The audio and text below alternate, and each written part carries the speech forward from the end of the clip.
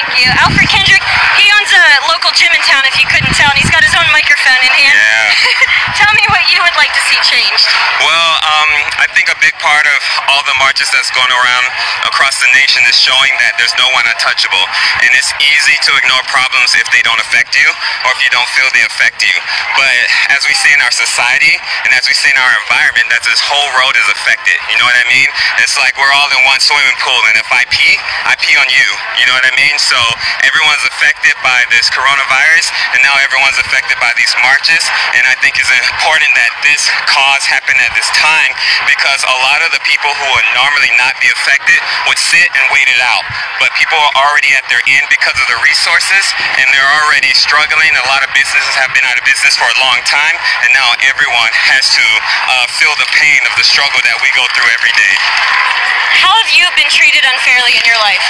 Well, I mean, me and my brothers were talking about the first time we had a gun pulled on us by police, and I was 16, my other brother was 16 when he had his first encounter too, and I mean, I would guess I've been pulled over 20 times, and a lot of times for no reason. If you stare at the police officer wrong, they'll make a U-turn and pull you over. I was actually driving in Beverly Hills. I got pulled over for no reason. The cop just asked me why was I in that neighborhood, and just like things like that happen all the time. Who believes any of that bullshit that nigga just said?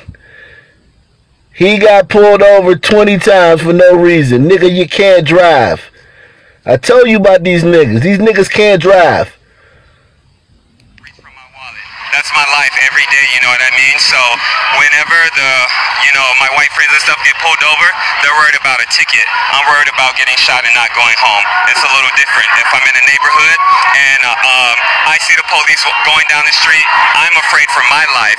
When someone else sees the police going down the street, they feel safe. I think it's different because, really, white privilege is dialing 911 and having the police be your hitman. I think that's kind of serious, and that's the problem we're facing. During the coronavirus pandemic, first responders were getting commended left and right for, putting their lives on the line during this crisis, like delivery men, nurses, doctors, firemen, and police officers. Just a couple months ago, they were our heroes.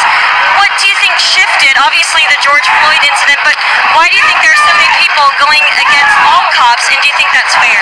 Well, I wouldn't say that there's people going against all cops.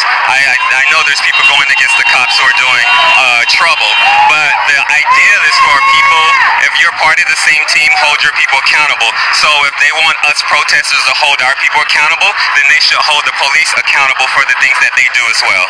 All right, Alfred and Darion, thank you guys so much. We're going to continue marching down Sunset Boulevard. Once we stop here, they're about to take it. This guy's in LA talking about, when they asked him about the problems he had, he talked about being in Beverly Hills and someone asking him what was he doing in that neighborhood.